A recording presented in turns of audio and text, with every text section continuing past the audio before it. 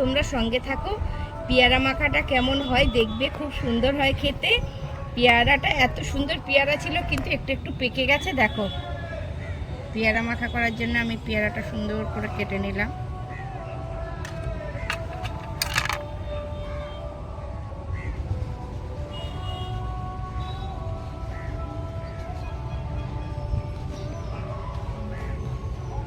দেখো, এইভাবে আমি পেয়ারাটা উঠিয়ে নেব। সব পেয়ারাগুলো আমি এইভাবে তুলে নেব এর মধ্যে থেকে।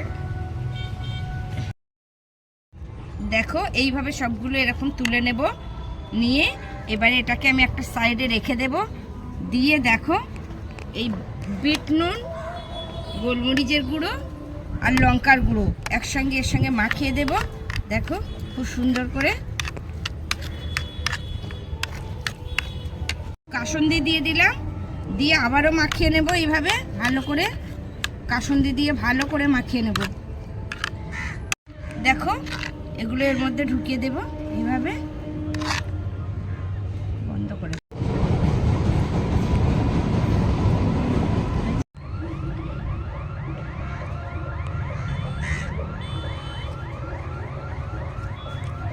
বাড়িতে একবার করে খেয়ে দেখো, অসাধারণ লাগে। আর ভিডিওটা কেমন লাগলো তোমরা কমেন্ট করে জানাবে বন্ধুরা, আর বেশি বেশি করে শেয়ার করবে। আর ভিডিওটা এই পর্যন্ত।